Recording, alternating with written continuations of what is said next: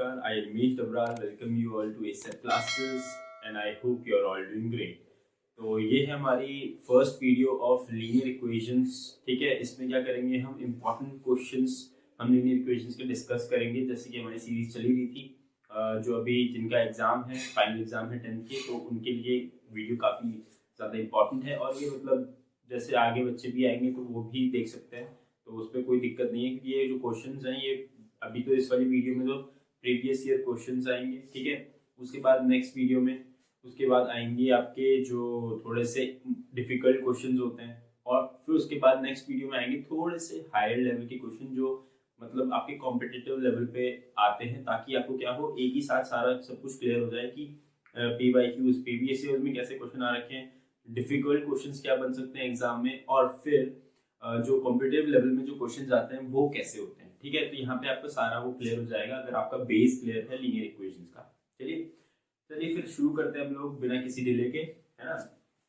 तो पहला क्वेश्चन क्या बोल रहा है हमारा लीनियर इक्वेशंस का, ये बोल रहा है कि solve the following pair of linear equations a square upon x minus b square upon y is equals to 0, a square b upon x plus b square a upon y is equals to a plus b। हमें क्या करना है, x और y की values निकालनी है। तो कैसे निकालेंगे देखते हैं। तो चलिए यहाँ पे आपने पढ़ा होगा कि ऐसे इक्वेशंस को सॉल्व करने के लिए हम डायरेक्टली नहीं सॉल्व कर सकते। हम क्या करते हैं, 1 अपॉन x को मान लेते हैं p और 1 अपॉन y को मान लेते हैं q। ठीक है, तो इससे क्या होता है, ये एक सिंपल ये इक्वेशन में कन्वर्ट हो जाती है। तो ये a square p minus b square q is equals to 0 और ये इक्वेशन बन जाएगी a square b p plus b square a q is equals to a plus b। तो अब ये इक्वेशन आपकी सिंपल ये इक्वेशन बन चुकी है। अब हम इनको आपस में सॉल्व कर सकते हैं। तो अब हम ऐसा करते हैं, देखो यहाँ पे क्यू को वो कर सकते हैं हम लोग, एलिमिनेट कर सकते हैं। कैसे, क्योंकि देखो यहाँ पे माइनस का है, ये प्लस का है, तो सिंपली ऐड करेंगे तो रिप्लेस हो सकता है। तो क्या करेंगे, यहाँ पे किस चीज की कमी है, यहाँ पे a एक्स्ट्रा दिख रहा है तो यहाँ पे a से मल्टीप्लाई कर देंगे तो यहाँ पे आएगा a cube p minus b square a cube is equals to 0 और ये आ जाएगा a square b p minus plus b square a cube is equals to 0। ठीक है, अब दोनों को ऐड कर देंगे अगर, तो ऐड करने से ये गायब हो जाएगा। तो यहाँ पे 0 नहीं था, यहाँ पे a प्लस b था। ठीक है, अब जैसे ये हुआ तो यहाँ पे आ जाएगा आपका a cube plus a square b whole p is equals to a plus b। ठीक है, यहाँ पे a स्क्वायर कॉमन लेंगे अगर, तो क्या आएगा, a स्क्वायर कॉमन आ गया तो यहाँ पे a प्लस b बचेगा, p बचेगा is equals to a plus b। ठीक है, तो अब आपको दिख रहा होगा a प्लस b से a प्लस b कैंसिल हो जाएगा, तो यहाँ से आ जाएगा a square p is equals to 1, p is equals to 1 upon a square. और अब आपको पता है, अभी तो पहले p ही रहने देते हैं क्योंकि पहले p और q दोनों एक साथ निकाल देंगे।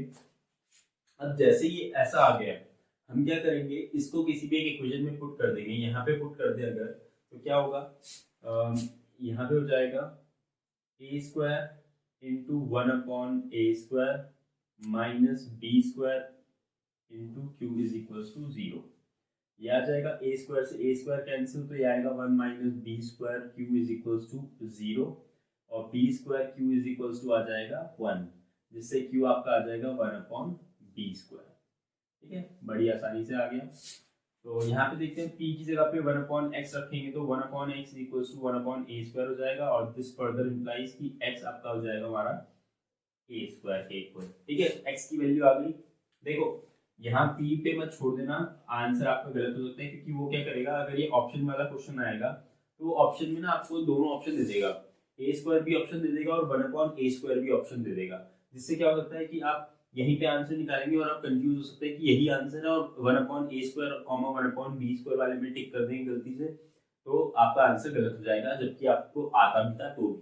ठीक है, तो चलिए यहाँ पे करेंगे तो 1 upon y is equals to 1 upon b square, y is equals to b square आ जाएगा। ठीक है, तो ये था हमारा। तो इसमें मेरे को लगता नहीं है कि ज्यादा कुछ डिफिकल्टी आएगी आपको भी। ठीक है, तो आप ये भी नोट कर लीजिए, उसके बाद हम आगे बढ़ते हैं।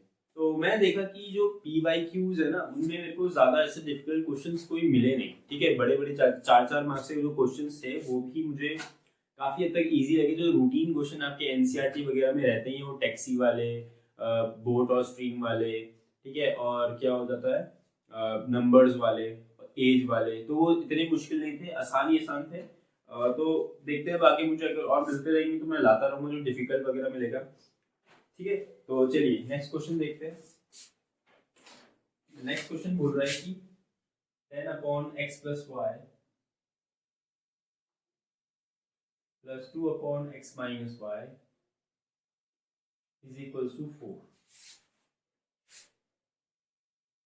15/x + y - 5/x - y = -2. तो ये दो इक्वेशंस हैं, हमें इनको सॉल्व करके x और y की वैल्यू निकालनी है। ठीक है, तो देखते हैं। तो यहाँ पे क्या करेंगे, x + y 1/x + y को दोबारा क्या कर देंगे, p मान लेंगे, और 1/x - y को q मान लेंगे। ठीक है, तो ये हमें करना ही पड़ता है क्योंकि हमें ऐसी लीनियर इक्वेशंस को अभी सॉल्व करना नहीं आया, इसीलिए हम इनको पहले सिंपल लीनियर इक्वेशंस में कन्वर्ट करते हैं, उसके बाद हम इन्हें सॉल्व करते हैं। ठीक है, तो चलिए आगे बढ़ते हैं। तो जैसे ये करेंगे तो आएगा 10p + 2q = 4, और ये आ जाएगा 15p - 5q = -2। यहाँ पे क्या होगा, देखो 2 कॉमन लेके कैंसिल आउट होते हैं, तो 5p + q = 2 हो जाएगा, और ये हो जाएगा, इसको तो ऐसे ही रहने देते हैं। अब इनको आपस में सॉल्व करने के लिए क्या करेंगे, दोबारा q को ही रिप्लेस एलिमिनेट करते हैं, क्योंकि यही हमें दिख रहा है कि ये दोनों नेगेटिव साइन के हैं, अपोजिट साइन के हैं। तो क्या करेंगे, अगर मुझे यहाँ पे 5q है तो यहाँ पे 5q बना दिया, 5 से मल्टीप्लाई, तो 25p बन जाएगा ये, प्लस 5q बन जाएगा, और = 10 बन जाएगा। ठीक है, ये ऐसा हो गया। अब इसको इसके नीचे ले आते हैं, 15p - 5q = -2। तो ऐड करेंगे अगर, तो ये तो कैंसिल हो जाएगा, और ये ऐड करते ही क्या हो जाएगा, 40q आ जाएगा, 40p सॉरी, और यहाँ पे ऐड करते ही क्या आ जाएगा, ये 8, तो ये 8 5 से कट जाएगा, 40, और आ जाएगा 1/5, आंसर हमारा ये। ठीक है, जैसे ही p आ गया तो p को आप क्या कर दो, यहीं पे रख दो, तो यहाँ पे रखेंगे तो 15 × 1/5 - 5q = -2, ये कट जाएगा 3 टाइम्स, तो आएगा 3 - 5q = 2। ठीक है, अब यहाँ पे 2 को इधर शिफ्ट करते हैं, 5q को इधर, तो 5q आ जाएगा 5, और ये कट जाएगा, तो q आ जाएगा 1। ठीक है, अब जैसे ही p और q की वैल्यू आई, तो हम यहाँ पे दोबारा क्या करते हैं, p की वैल्यू 1/x + y रखते हैं, तो यहाँ से आ जाएगा 1/5। देखिए ऐसी गलती मत करना, जैसे भी मैंने कर दी थी, बट मेरे को दिख जाता है सीधे। ठीक है, तो आप क्या करना, ध्यान से देखना कि क्या है। अगर यहाँ पे 5 लिख देते तो उसके बाद आंसर बिल्कुल ही डिफरेंट हो जाता। = 5 यहाँ से आ जाएगा, यहाँ पे रखेंगे तो ये आएगा 1/x - y = 1, या फिर x - y = 1। ठीक है, इन दोनों को आप सॉल्व करेंगे तो x - y = 1 में रखेंगे, इनको कैंसिल आउट जाएंगे ये, तो 2x आ जाएगा 6, x आ जाएगा 3। ठीक है, अब यहाँ पे x रख दो, तो 3 - y = 1, या y = 4, तो x और y की वैल्यू आ गई है 3 और 4। ठीक है, तो आप ये सॉल्व कर लीजिए, उसके बाद हम आगे बढ़ते हैं, क्योंकि ये भी बहुत सिंपल क्वेश्चन था, ऐसा कोई मुश्किल नहीं था। चलिए नेक्स्ट क्वेश्चन पे बढ़ने से पहले मैं आपको बोलना चाहूंगा कि ये महीना चल रहा है फरवरी का, तो इसीलिए ये है हमारे मौसम चेंज होने का टाइम, क्योंकि हमारा जो विंटर से ट्रांजिशन होता है समर्स पे, तो इस टाइम पे ना क्या होता है, बीमार पड़ने के चांसेस बहुत रहते हैं, क्योंकि यहाँ इस टाइम पे मौसम कैसा रहता है, ना ठंडा ना गर्म, तो बच्चे क्या करते हैं, कपड़े कम पहनना शुरू कर देते हैं, जिससे उनको ठंडी लगने के चांसेस ज़्यादा हो जाते हैं। तो इसीलिए मैं कहूँगा कि कपड़े अभी भी ढंग से पहन के रखिए फरवरी तक, और मतलब मार्च 15 तक भी आप अगर कपड़े ठीक से पहनेंगे, मैं तो कहूँगा कि पूरा मार्च भी आप कपड़े ढंग से पहनेंगे तो कोई दिक्कत नहीं है, तो आपके बीमार होने के चांसेस कम होंगे। क्योंकि मेरी कोचिंग में भी बच्चे आते हैं, तो इस महीने काफ़ी बच्चे बीमार हो रहे हैं, और आप इस महीने बीमार होने को अफोर्ड नहीं कर सकते, क्योंकि आपके एग्जाम्स पास आ रहे हैं, फाइनल एग्जाम्स हैं, ठीक है। बीमार हो जाएंगे तो आपकी जो वो होगी एफिशिएंसी हो जाएगी कम। तो इसीलिए बिल्कुल भी चांसेस मत लो, कपड़े ढंग से पहन के रखो और अपना ख्याल रखो, ठीक है। तो नेक्स्ट क्वेश्चन पे बढ़ते हैं हम लोग। तो बोल रहा है कि x upon a plus y upon b is equals to है a प्लस b के, ठीक है। और नेक्स्ट इक्वेशन है x upon a square plus y upon b square is equals to है 2k, ठीक है ना। तो हमें इस इक्वेशन को सॉल्व करके x और y की वैल्यू निकालनी है। तो कैसे निकालेंगे? तो हम क्या करते हैं कि किसी एक को एलिमिनेट करने की कोशिश करते हैं। तो किसको करें? x को कर लेते हैं। चलो इस इक्वेशन से देखो x अपॉन a स्क्वायर है, यहाँ पे सिर्फ a है, ठीक है। तो हम क्या करते हैं, इसको 1 अपॉन a से पूरी इक्वेशन को मल्टीप्लाई करेंगे। तो ये आएगा x upon a square plus y upon a b is equals to a plus b upon a। ये कुछ ऐसा आ जाएगा, ठीक है। अब क्या करते हैं, इसको इसके नीचे लिखेंगे तो x upon a square plus y upon b square is equals to 2। अब क्या करेंगे, माइनस करेंगे अगर, तो माइनस का साइन ये इसके साइन कन्वर्ट हो जाएंगे, तो ये इक्वेशन कैंसिल, मतलब सॉरी टर्म्स कैंसिल। ये बचेगा y upon a plus b, a to b minus y upon b square is equals to, यहाँ पे आ जाएगा a plus b by a minus 2। अब इसको फर्दर सॉल्व करेंगे तो यहाँ पे एलसीएम लेना पड़ेगा, y कॉमन आ जाएगा। एलसीएम लेंगे तो देखो यहाँ पे एक ही बी है, यहाँ पे दो बी है, तो एक बी यहाँ पे मल्टीप्लाई करना पड़ेगा। यहाँ पे a है पर यहाँ पे a नहीं है, तो a यहाँ पे मल्टीप्लाई करना पड़ेगा, तो a minus B upon A B square आ जाएगा ये इज इक्वल्स टू, यहाँ पे भी करेंगे तो a plus b minus 2a, LCM ले लिया अपॉन a, तो a से तो a कट जाएगा पहले ही, यहाँ पे माइनस 2a करके ये आ जाएगा y into b minus a upon b square, ठीक है। और ये जैसे आएगा तो ये आएगा b माइनस a, तो b माइनस a से b माइनस a कैंसिल हो जाएगा, तो यहाँ से y की वैल्यू आ जाएगी आपकी b स्क्वायर, ठीक है। तो बड़ी अच्छी वैल्यू आई है, ठीक है ना। तो अब आगे इसको क्या करते हैं, किसी एक इक्वेशन में पुट करते हैं, तो b स्क्वायर यहाँ पे पुट करते हैं, तो ये आ जाएगा x upon a square plus b square upon b square is equals to 2। b square से b स्क्वायर कैंसिल, तो ये बन जाएगा x upon a square is equals to 2 minus 1। तो x इज इक्वल्स टू आ जाएगा, ये 2 माइनस 1 होके 1 ही हो जाएगा, ये a स्क्वायर मल्टीप्लाई होगा तो x की वैल्यू आ जाएगी a स्क्वायर, ठीक है। तो ये हमारी वैल्यू आई है। ये भी ऐसा ज़्यादा मुश्किल क्वेश्चन नहीं था, बट PYQ था इसीलिए मैंने करवा दिया कि बच्चे थोड़ा सा नंबर्स का अभाव देख के डर जाते हैं, क्योंकि यहाँ पे नंबर्स आपको कम दिखाई दे रहे हैं, A और B और C वैसे दिख रहा है, तो इसीलिए ऐसे नहीं क्या होता है, थोड़े बच्चे नर्वस हो जाते हैं, करने में थोड़ा सा हो जाते हैं, इसीलिए मैंने क्वेश्चन पिक किए, वरना तो ये डिफिकल्ट ऐसा कुछ है नहीं, ठीक है। तो इसके बाद नेक्स्ट क्वेश्चन पे चलेंगे, पहले से मैं मिटा दूं। तो चलिए नेक्स्ट क्वेश्चन देखते हैं। नेक्स्ट क्वेश्चन क्या बोल रहा है, the age of the father is twice the sum of the ages of his two children. After 20 years, his age will be equal to the sum of the ages of his children. Find the age of the father. ठीक है, तो उसने बोला है कि अगर मान लेते हैं यहाँ पे कि फादर की एज है x और चिल्ड्रन का एज का जो सम है वो है y, ठीक है। यहाँ पे आप x y z मत लेना कि दोनों बच्चों की एज भी अलग अलग लेनी, तो उसका कोई फायदा नहीं है, क्योंकि यहाँ पे दोनों ही सेंटेंस में उसने सम ऑफ द एजेस बोला है, तो हम यहाँ पे सम को ही क्या मान लेंगे, y मान लेंगे, ठीक है। तो अब उसने बोला है कि जो फादर की एज है x, वो क्या है, twice the age of the sum of the ages of the two sons है, ये पहली इक्वेशन बन गई। फिर उसने बोला है कि आफ्टर 20 इयर्स, 20 साल के बाद क्या होता है कि जो फादर की एज है ना, तो पहले क्या होगा, फादर की एज में 20 ऐड होगा इज इक्वल्स टू हो जाएगा, यहाँ पे जो y सम था हमारा y, उसमें भी क्या होगा 20 ऐड होना चाहिए सिर्फ। तो यहाँ पे आप गड़बड़ी कर सकते हैं कि आप जल्दबाजी में y पे भी 20 ऐड कर दे, बट ये y क्या है, दो बच्चों की एज का सम है, तो 20 साल के बाद क्या होगा, दोनों बच्चों की एज में 20 ऐड होगा, ठीक है। तो एक 20 इधर एक 20 इधर, तो 20 क्या होना चाहिए, दो बार ऐड होना चाहिए, ठीक है। तो दो बार ऐड होगा तो ये कुछ ऐसा आएगा, इसीलिए इस चीज का ध्यान रखना है। यहीं पे इसने क्या बनाया है, थोड़ा सा क्वेश्चन को थोड़ा सा ट्रिकी कर दिया है यहाँ पे। तो 20 से 20 कैंसिल हो जाएगा, तो यहाँ पे आएगा x is equals to y plus 20 यहाँ पे क्या कर देंगे, y x को 2y की जगह रिप्लेस कर देंगे, तो 2y is equals to y is equal plus 20। यहाँ से y इधर आएगा तो y इज इक्वल्स टू आपकी आ जाएगी 20। ठीक है, जैसे ये आया तो आप इजीली फादर की एज निकाल सकते हो। x इज इक्वल्स टू आ जाएगा 2 इंटू 20 और x आ जाएगा 40। ठीक है, तो बड़ी आराम से आगे आंसर। बट यहाँ जो मेन लूप होल था यहाँ पे बिछा रखा था इसने कि जो बच्चे हैं वो गलती से क्या कर सकते हैं, सिर्फ 2 20 ऐड ना करके एक ही 20 ऐड करके आंसर निकाल देंगे, जिससे आंसर गलत हो जाएगा। ठीक है, तो ये आप कर लीजिए, उसके बाद हम आगे बढ़ते हैं।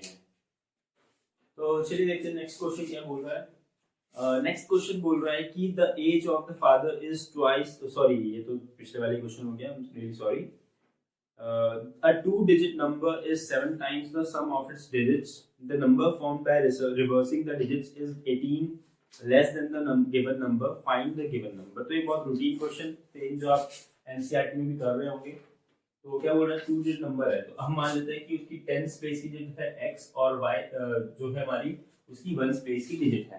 तो आपको ये पता होना चाहिए कि हम टू डिजिट नंबर को कैसे वो दिखाते हैं। तो वो होता है हमारा 10x प्लस वाई। अब जिसको नहीं पता ये क्यों होता है ऐसा, तो मैं यहाँ पे दिखा देता हूँ। देखो 63 को मैं क्या कर सकता हूँ, मैं 60 प्लस 3 लिख सकता हूँ। तो हमने क्या किया, ये दो डिजिट्स को क्या कर दिया, 6 को मैंने मल्टीप्लाई किया था 10 से, प्लस 3 को मैंने 1 से। तो वही सेम चीज यहाँ पे की है कि x हमारा 10 स्पेस का डिजिट है और y हमारा 1 स्पेस का डिजिट है। तो हमने क्या किया, x को 10 से मल्टीप्लाई किया ताकि वो 60 बने, और प्लस फिर 3 में हमने 1 मल्टीप्लाई किया जैसे यहाँ पे y पे किया था, ताकि ये एक टू डिजिट नंबर बन जाए। तो वही सेम चीज यहाँ पे करते हैं। तो आप टू डिजिट नंबर को x y मत लेना, तो उससे गलती हो सकती है, कि गलती होगी। ठीक है, तो ये हमारा नंबर है। तो उसने बोला कि is 7 times the sum of its digits. ठीक है, तो ये जो टू डिजिट नंबर है ना, ये क्या है, 10x plus y is equals to है 7 times its sum of its digits. ठीक है, तो सम कर दिया इसकी डिजिट्स का। ये हमारी पहली इक्वेशन है, इसको सॉल्व कर लेते हैं थोड़ा सा। 10x plus y is equals to 7x plus 7y। यहाँ से आ जाएगा, इसको उधर रिप्लेस बोल मिल जाएंगे, तो 3x माइनस कितना हो जाएगा, 6y is equals to 0, या फिर x minus 2y is equals to 0। तो ये हमारी फर्स्ट इक्वेशन बन गई है। उसके बाद देखते हैं आगे क्या बोल रहे हैं। Number form by reversing the digits is 18 less than the given number. ठीक है, तो जो अब रिवर्स की डिजिट, रिवर्स का मतलब क्या है कि अगर 63 था तो अब 36 कर दिया। ठीक है, तो रिवर्स कर दिए डिजिट, तो इसमें भी सेम वो करेंगे काम। तो जैसे ही सेम काम करेंगे तो यहाँ पे 10y प्लस x हो जाएगा। ये क्या है,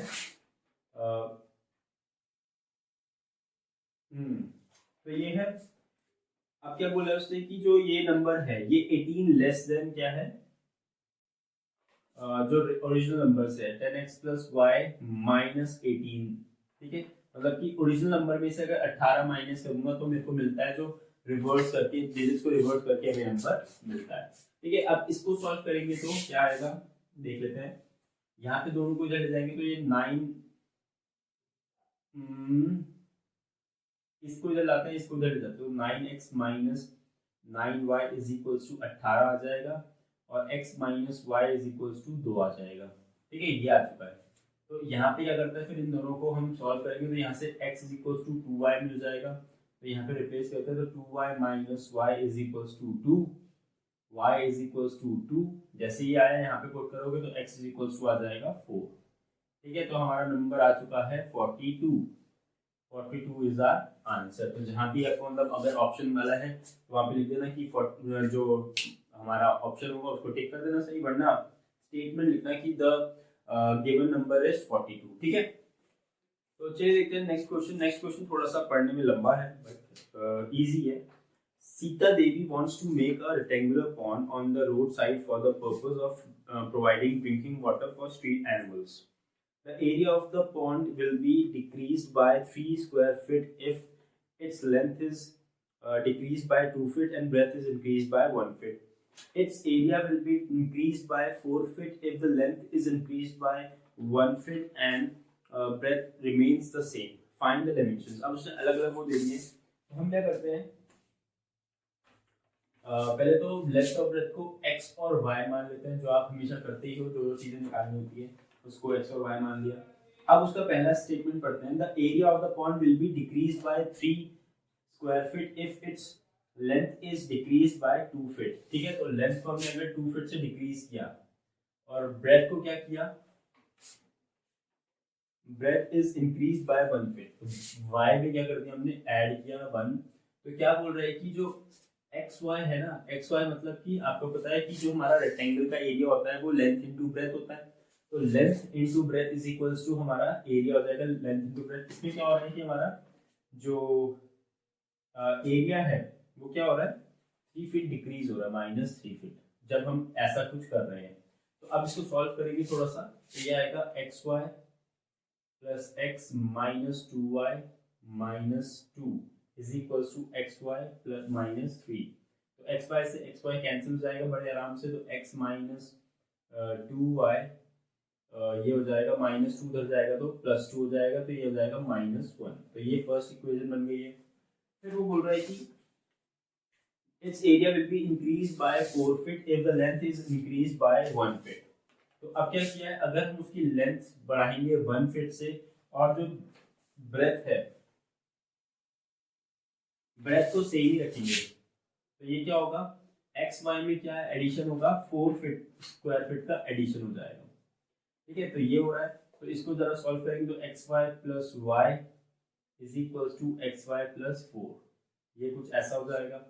एक्स वाई से एक्स वाई कैंसिल हो जाएगा, तो यहाँ से वाई की डायरेक्टली वैल्यू मिल गई है 4 मिल गई है, तो अब 4 जैसे ही मिली यहाँ पे पुट कर लीजिए, तो x minus 2 into 4 is equals to 1 -1, तो ये हो जाएगा 8 -8 होगा, तो x is equals to -1 plus 8, x is equals to आ जाएगा 7। तो हमारे उसके आ गए, ये है 7 फीट हमारा उसकी लेंथ और उसकी ब्रेथ हमारी 4 फीट। तो मुझे नहीं लगता है कि इसमें भी आपको कुछ ऐसा होगा कि कुछ ना समझ आ रहा हो। ठीक है, तो समझ सभी आ रहा होगा इसमें, क्योंकि आसान क्वेश्चन है। उसके बाद हम आगे बढ़ेंगे, आप ये नोट कर लीजिए। चलिए नेक्स्ट क्वेश्चन देखते हैं। On reversing the digits of a 2-digit number, the number obtained is 9 less than 3 times the original number। ये थोड़ा सा अच्छा है, मतलब कि इसमें थोड़ा सा लेवल थोड़ा बढ़िया है। तो उससे क्या है कि on reversing the digits of a 2-digit number, तो पहले तो हम डिजिट्स को ही मान लेते हैं कि x और y होंगी। x है उसकी 10th डिजिट और y है उसकी 1st प्लेस डिजिट। ठीक है, तो ये आप पूरी लैंग्वेज के साथ लिखना है, क्योंकि मैं लैंग्वेज इसलिए नहीं लिख रहा हूँ क्योंकि यहाँ पे टाइम वेस्ट हो जाएगा और आपको भी वीडियो थोड़ा लंबा लिखना पड़ेगा और आप बैठे रहेंगे देख के मैं लिख रहा हूँ यहाँ लंबा लंबा, तो इसीलिए मैं डायरेक्टली क्या होता हूँ सीधे आंसर उस लिखने पे आता हूँ। तो चलिए, उसने बोला है कि on reversing the digits of a 2-digit number the number obtained is 9 less than 3 times the original number. ठीक है, तो देखो, जो अब इसको पहले तो इसका जो नंबर आएगा वो आएगा 10x प्लस वाई। उसने बोला है कि जब इसको हम रिवर्स करते हैं तो 10y प्लस x ये इक्वल टू होता है 9 times 9 less than 3 times the original number. तो 3 times the original number 10x plus y और -9 9 less than 3 times the original number, ये ऐसे लिखा जाएगा। अब तो आगे भी है। ठीक है, इसको थोड़ा सा सिंप्लीफाई करेंगे तो 10y plus x is equals to 30x plus 3y minus 9। इसको और थोड़ा सिंप्लीफाई करते हैं तो x को और इन सबको इधर ले जाएंगे तो ये आ जाएगा 29x, ये इधर जाएगा तो -7y इज इक्वल्स टू 9 हो जाएगा। ये फर्स्ट इक्वेशन आ गई। उसने फिर बोला है कि if the difference of the these two numbers is 45, इन दोनों का जो नंबर का डिफरेंस है ना वो है 45। अब यहाँ पे आप कंफ्यूज हो सकते हैं कि if the difference of these two numbers is 45 जब वो बोलेगा तो कई बच्चे क्या कर सकते हैं, गलती से डिजिट्स का डिफरेंस मान सकते हैं, x माइनस वाई या y माइनस एक्स मान सकते हैं इसको, बट वो x माइनस वाई या y माइनस एक्स नहीं है, वो नंबर का डिफरेंस दे रखा है। ठीक है, तो नंबर का डिफरेंस का मतलब हो गया कि 10x plus Y minus 10y plus x is equal to दे रखा है 45।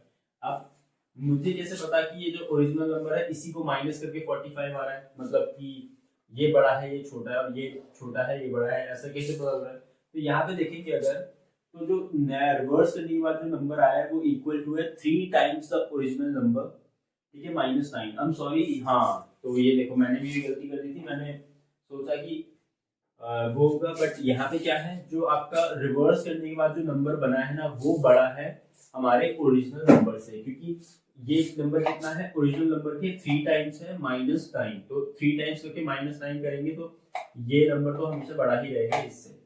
तो यहाँ पे कर देंगे 10y plus x minus 10x minus plus y is equals to क्या हो जाएगा ये 45, ठीक है। इसको आप सॉल्व करते हैं तो 10y माइनस वाई 9y हो जाएगा, माइनस 10y तो माइनस एक्स हो जाएगा इज इक्वल्स टू 45। तो यहाँ से 9 कॉमन लेके जाएंगे तो y minus X is equals to आ रहा है आपका 5 आ रहा है। तो ये आपकी सेकेंड इक्वेशन बन गई। अब क्या करते हैं, इसको इसके साथ सॉल्व करेंगे। तो कैसे सॉल्व करेंगे, यहाँ पे मुझे लगता है कि y को हम इजीली क्या कर पाएंगे, एलिमिनेट कर सकते हैं, क्योंकि y पे सिर्फ 7 ही मल्टीप्लाई करना है। तो मल्टीप्लाई करेंगे तो 7y minus 7x is equals to 35। अब माइनस करते हैं तो इसको ले आते हैं यहाँ 20 minus 7y plus 29x is equals to 9।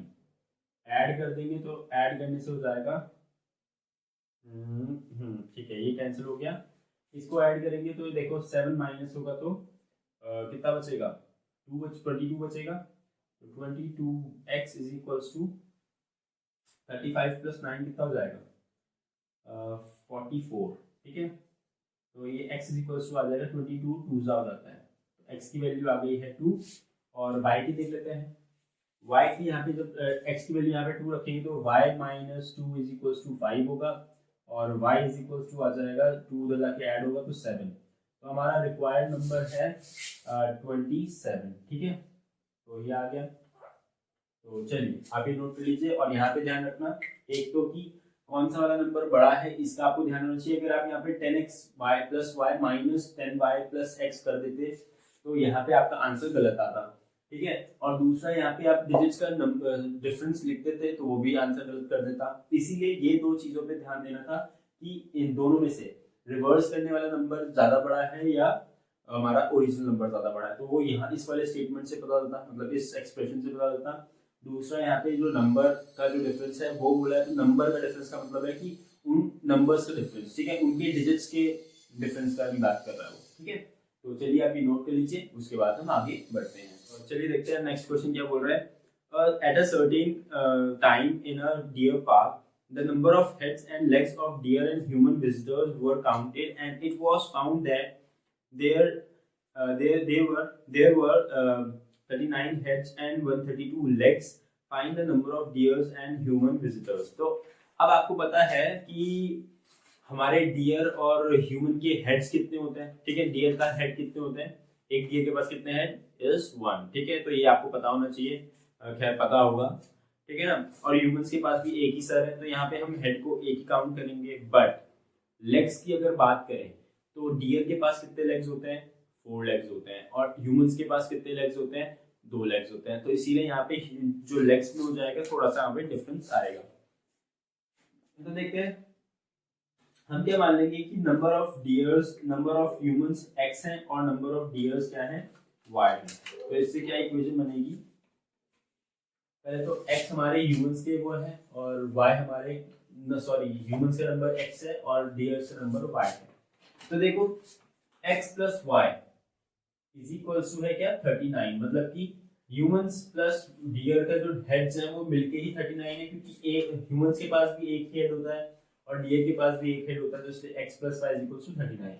But अब 132 लेग्स दिए हैं, तो इसका मतलब है कि ह्यूमंस के 2 लेग्स 2x, मतलब कि हर एक ह्यूमन के पास 2 लेग है, प्लस डियर्स के 4 लेग्स होते हैं, तो हर एक डियर के पास 4 लेग है, तो 4 into y is equals to total दे रखा है ये 132। तो यहाँ पे आपको ये करना आना चाहिए। थोड़ा सा नया क्वेश्चन था इसीलिए मैंने पिक कर लिया, नया तो नहीं था, प्रीवियस ईयर में आ रखा है, बट थोड़ा सा अलग क्वेश्चन था इसीलिए मैंने ये पिक कर लिया था।